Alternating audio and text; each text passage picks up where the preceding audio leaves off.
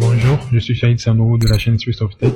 Bienvenue dans cette nouvelle séquence vidéo consacrée à l'apprentissage de l'informatique. Ce cours est optimisé pour les personnes souhaitant s'aventurer dans le milieu de l'informatique, mais aussi tous ceux et celles qui veulent avoir une base solide dans le domaine et même en faire leur métier. Nous allons aborder diverses notions dans le système informatique, des choses à savoir sur la partie matérielle de l'ordinateur ainsi que sa partie logicielle. Et le côté pratique concernera la prise en main d'un ordinateur.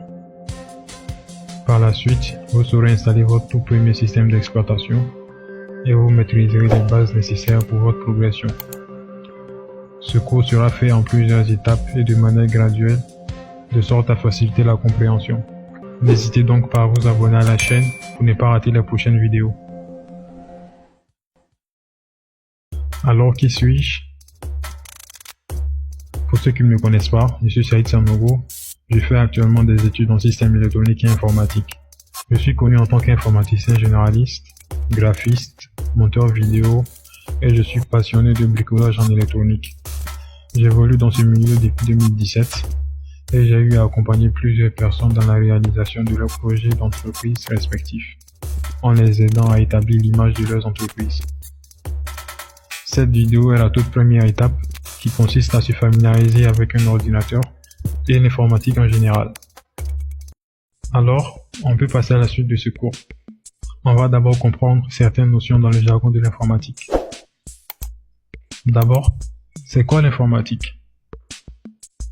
L'informatique est une science qui traite de manière rationnelle l'information en se servant de machines automatiques, comme un ordinateur par exemple.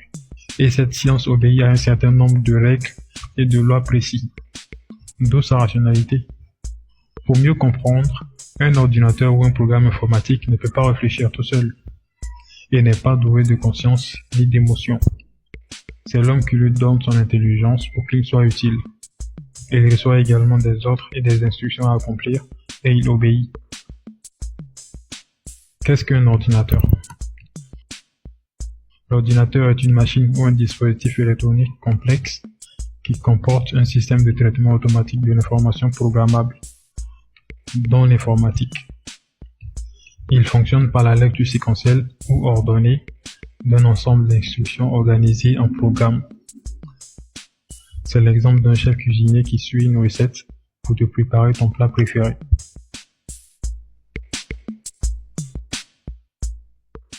Qu'est-ce qu'un programme? Un programme informatique est un ensemble d'instructions et d'opérations destinées à être exécutées par un ordinateur. Le programme source est un code écrit par des programmeurs ou encore des développeurs. Ce domaine est un métier à part entière de l'informatique. Si on suit notre exemple précédent, un programme est comparable à une recette de cuisine. Alors, qu'est-ce qu'un système informatique? Le système informatique, ou SI, concerne l'ensemble des moyens matériels et logiciels qui sont nécessaires pour satisfaire les besoins informatiques des utilisateurs, comme vous et moi par exemple.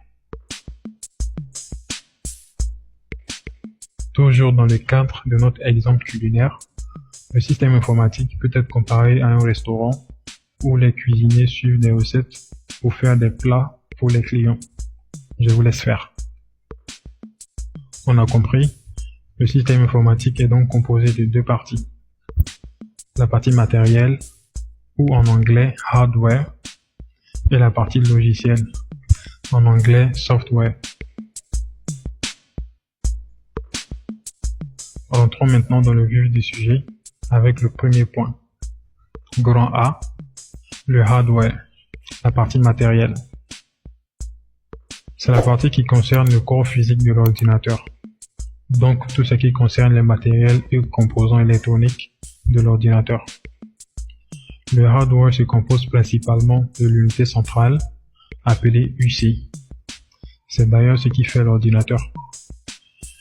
Et pour interagir avec l'extérieur, l'ordinateur utilise ce qu'on appelle les périphériques, comme l'écran de votre ordinateur par exemple. Pour récapituler, le hardware est constitué de deux entités, l'unité centrale et ses périphériques. Ce qui nous amène au point suivant. Petit 1. L'unité centrale ou UC. L'unité centrale est considérée comme l'élément essentiel de l'ordinateur. Il comprend les organes de traitement et de commande, appelés aussi UCT, ainsi que la mémoire centrale. Petit a, l'unité centrale de traitement ou UCT, ou encore CPU, en anglais Central Processing Unit. Il s'agit du cœur de l'ordinateur. C'est là que le traitement des données est effectué. Il contrôle et coordonne le fonctionnement des autres organes qui lui sont attachés, tels que les périphériques par exemple. Petit b, la mémoire centrale. D'abord, c'est quoi une mémoire?